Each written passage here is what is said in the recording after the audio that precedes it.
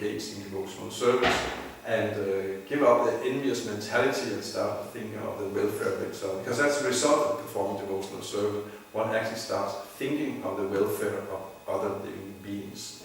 So, in this way, may the universe become peaceful by everyone being engaged in devotional service. Prahlad Maharaj is praying like that. And Prabhupada writes in the purport there that even the pure devotee always ask, they have some requests from the Lord when they pray, but as a pure devotee like Prahlad Maharaj, they don't ask anything for themselves, they simply ask for the benefit of others. So, but the point is there, it's not that, the pure devotee, he prays for that, actually in order to come in line with Krishna's desire. This is also Krishna's desire to benefit other living beings. And the devotee prays so actually he can come in tune, in line with Krishna's desire. I find that, especially when I'm on the street and trying to distribute Prabhupada's books for it only works when I'm praying, and I'm praying very little. Therefore, I'm not a very great distributor, actually. But it only works when I'm praying, and then when I'm praying, suddenly somehow or other, then I connect with Krishna, and Krishna's acting through me. Then something happens. But again, it's not that Krishna has to be requested. He has Krishna has a strong desire to give transcendental knowledge to conditioned souls. But if I pray, then someone or other I get in tune, in line with Krishna, and then he acts. Of course, according to his own free will. It's not a mechanical formula, but Krishna. He can use one, and one is has is properly line in tune with his desires. So like even sometimes we of course one might have other motives for distributing a book, for example, one's own satisfaction. Somehow one's own satisfaction, a good feeling or fame or whatever, but these are not proper motives. It has to be done completely selflessly. Praying makes us selfless. It actually makes us selfless when we pray like this. And one establishes one's actual relationship with Krishna. That's also an important point. We are worshippers of Bhagavan, Sri Krishna. We're not Brahman worshippers, we're not Paramatma worshippers, we're Bhagavan worshippers. So Brahman and Paramatma, they're all pervading. Actually, Bhagavan is not. But he is, but he's not.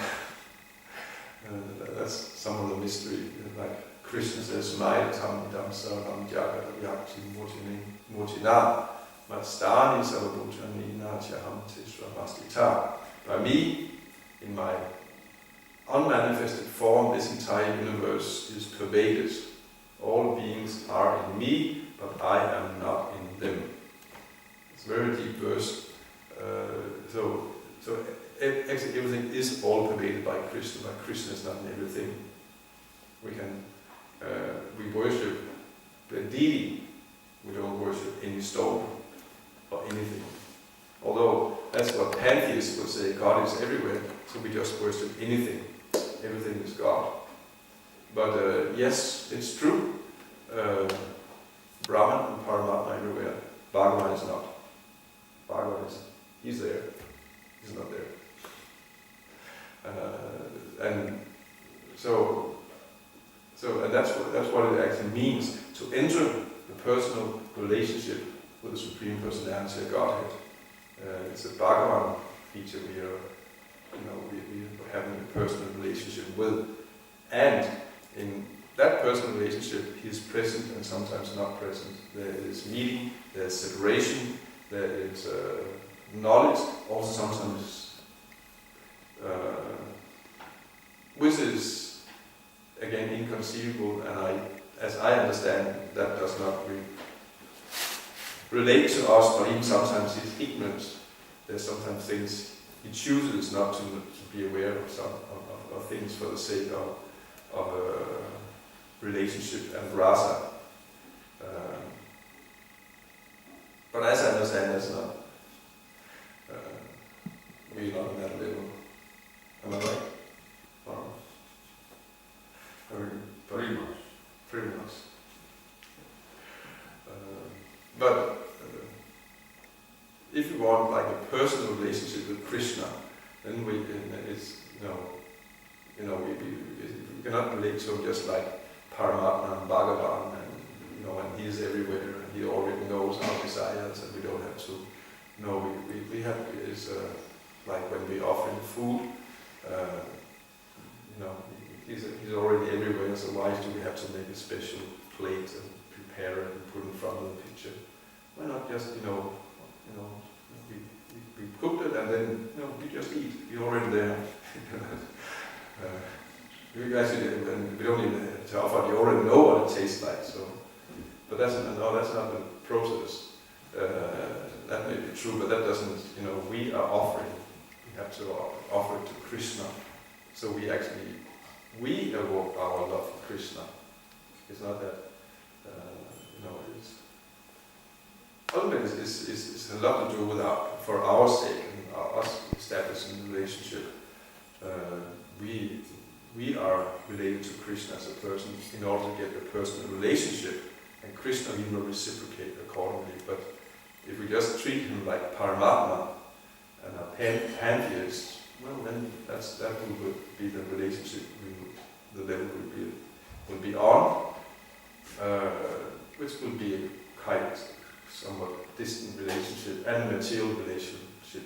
That Paramatma is a manifestation in the material world. That means Paramatma worshippers, they go to somewhere in the material world very high.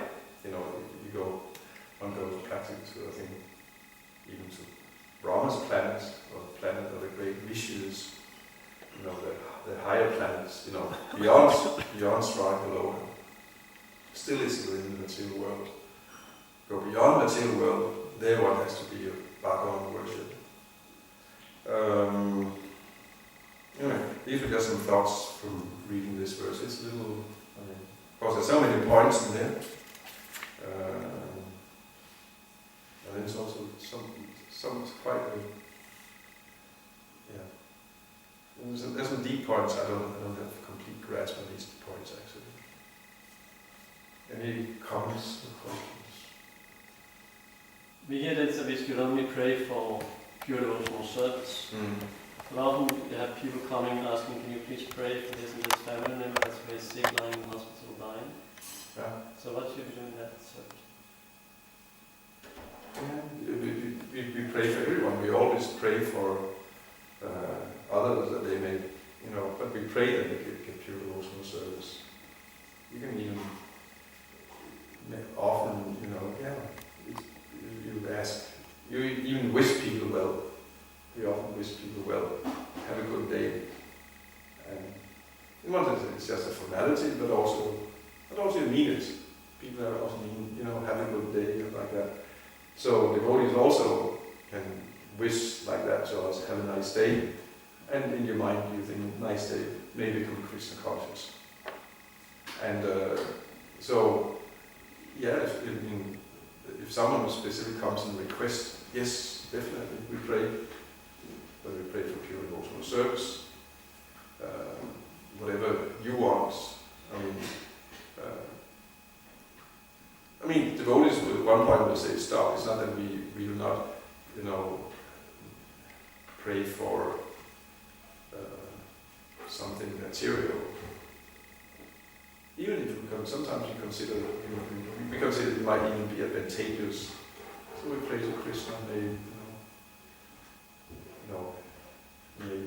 the son of that mother pass his examination or something like that. Anyway, as devotees, we simply pray that, we pray for him, whatever you want, may that happen. He might pass his examination, might be beneficial. But if you think it is beneficial and he doesn't pass it, then let him not pass. not say that. You shouldn't pray whatever, you know. Somehow let him, you know, let him become Krishna conscious somehow or other. But we pray specifically, you know, Lalitanatha Maharaj prayed for Hiranyakashipu, not just everyone. He also prayed for everyone, but he specifically prayed for his father Hiranyakashipu. So devotees is normal we pray specifically for someone because, again, it can become a impersonal. We pray for everyone. The great, you know, Brahman. We pray for the great Brahman. No, we pray also specifically for him, for her, and that.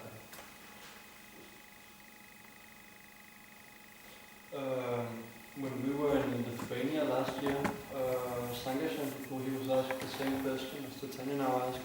And it's funny because she actually answered the question with the sloka that you recited from Prahlad Maharaj. May there be good fortune upon all living entities. Oh, yeah. She said that was a nice way to come around it. Yeah. Why does say was completely wrong? Oh. So I'm not the judge of anything like that. I'm just commenting what I But heard. he said more or less the same. Yeah. So, and on the listening side, it's completely wrong what I say.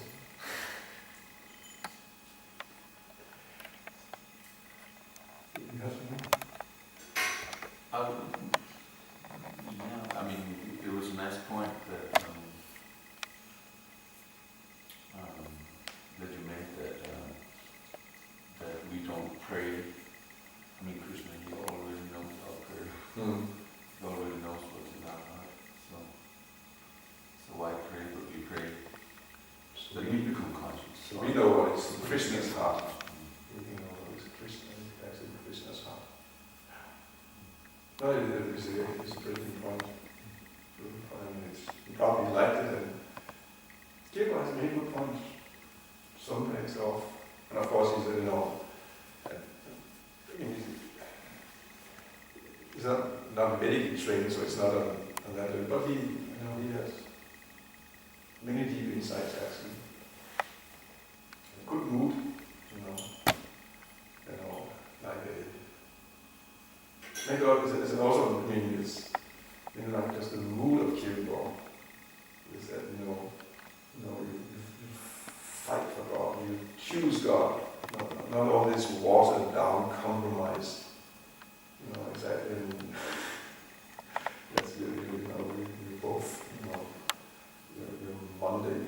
It's actually very much against this mundane religiosity. That's it, And there's a kind of famous quote by Kierkegaard. The quotes circulating in one of our Christian paper was actually right now writing about 10 famous quotes, but actually they were not right. So there's one quote by Kierkegaard, which actually is not really him, but the bigger quote, it's from a bigger quote, but it's actually, which has more details and more, more profound. But he's talking about daring. Those, sometimes one has to, how do you translate våge? Yeah. To dare. To dare. Yeah, to dare. Sometimes you have to, dare to do something, and that might turn out to be wrong. So then you'll be judged for that. So, but he said it's worse not to dare anything, because then you will not be judged for anything, and you'll just be empty in the end. You didn't dare anything. You didn't risk anything. He's talking about this, and you also have to dare to risk something for God, and there's a chance you may make a mistake, but that's better than not taking any risk at all. That's it's a nice mood. More intelligent.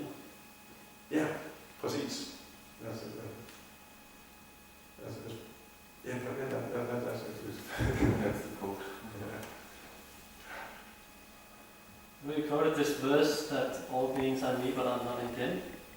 So how does it understood? Because Krishna isn't everyone. As Paramatma, but not as Bhagavan. But is he, everyone is in him as part of Bhagavan? I mean, the verse is also, especially if it's actually two verses, and in the next verse you also say, but actually all beings are not in me. They are me, but they are not in me. And he's talking about, of course, about Achinta Bheda Tattva.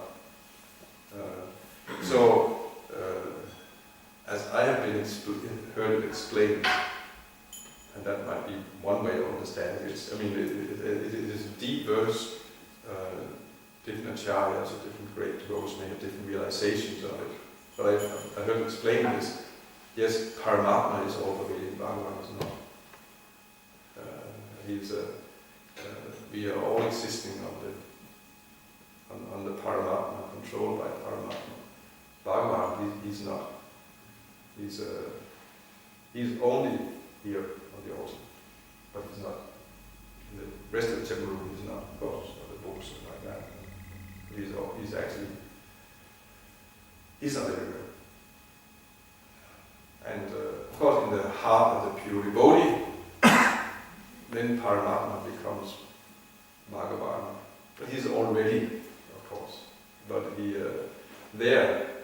generally he doesn't manifest. I mean, he doesn't. But he only manifests as Paramatma. But when it's a pure devotee, then he starts reciprocating as Krishna, Shyama. So, I mean, think about it and realize it. I don't know. I mean, I don't know anything about it. Yeah, it was also it was a nice point that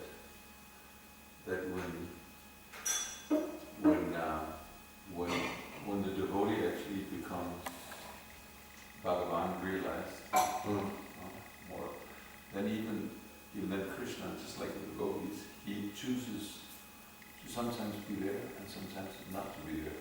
Yeah. I mean, for the yogi, he must see the Paramatma at all times. He's already there.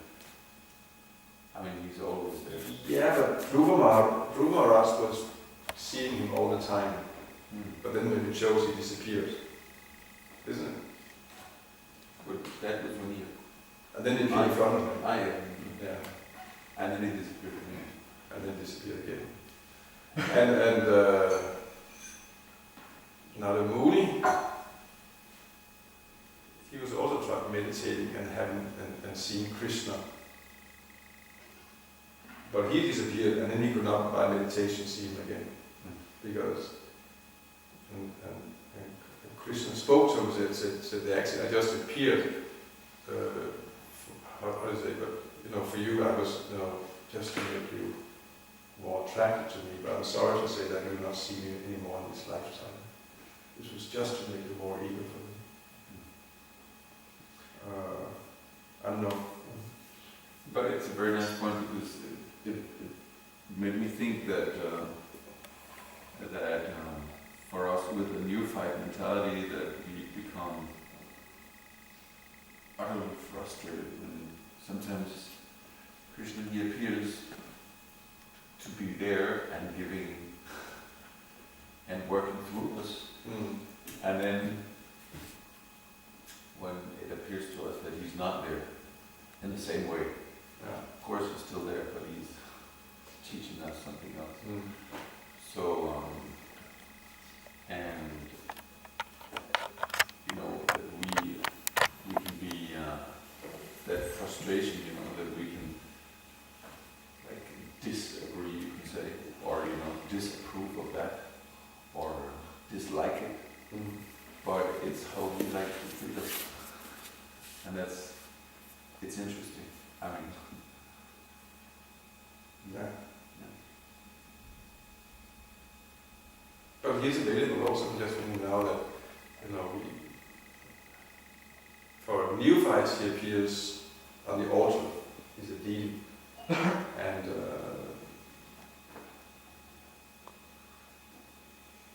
as I understand, actually, in order to to get the personal relationship with, the Christ we actually have to perform Healing worship.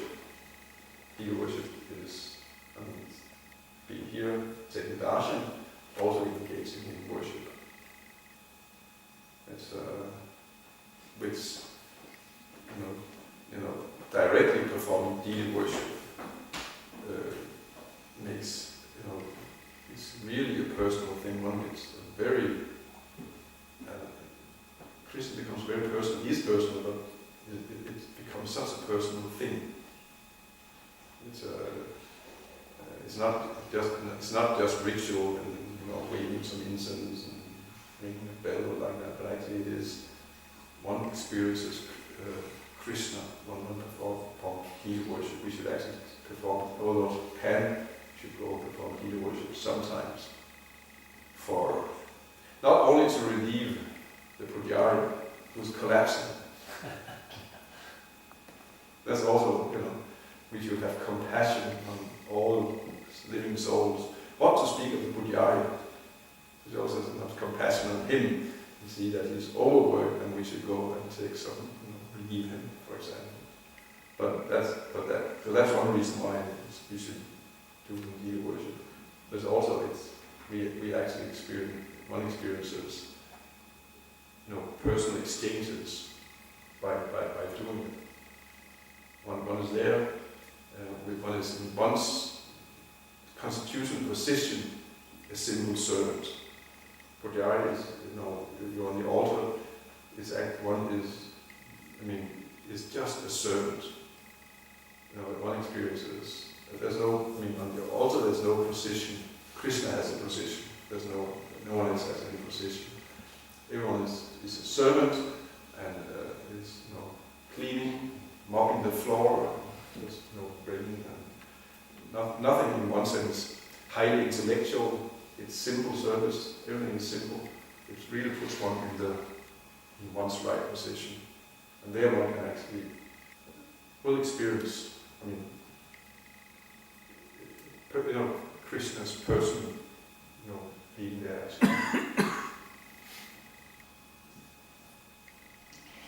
Yeah. I'm an advocate that we should all do some Healing worship. And especially brahmacharis. Or, is that the instruction? Yeah, the Prabhupada also says especially grihastas. Especially grihastas. It doesn't say especially brahmacharis, it says especially grihastas should perform Healing worship.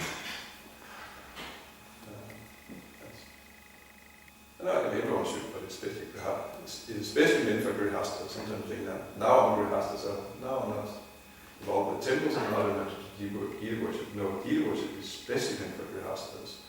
And the deities in the temple are there, so grihastas can come and take advantage for our rights and never to keep marveling. That's why the deities are there, so all the grihastas can come and get the benefit. So that's what we do. Okay, guys, I just thought I'd make a small announcement. On Thursday, if it's okay with the temple management, in the Bhagavatam class, I would like to say directly Bhagavatam. I can also read the Bhagavatam, but the DBC resolutions have come out. So actually I would like to go through the DBC resolutions in the Bhagavatam class Thursday. Is that okay? Is Krishna conscious? Is related? It will be somewhat Easter Ghost, yeah. Maybe we should prolong it a little bit until 9 o'clock. We'll see. Main thing it's more than we go through even until 9 o'clock, but I'll try to go through the most important, and then they are there on internet, online. Everyone should go and read them. I think I actually access what I just want to go through them, so to draw everyone's attention that they are there, we should go and read them. Because they have sometimes been overlooked, but it's important. It's direct instruction from our Prabhupada, empowered the GBC with his authority. So actually, in one sense, it's directly Prabhupada instruction coming, the GBC instructions. One can see it like that. Jai, Thank you. Ja, lyssna.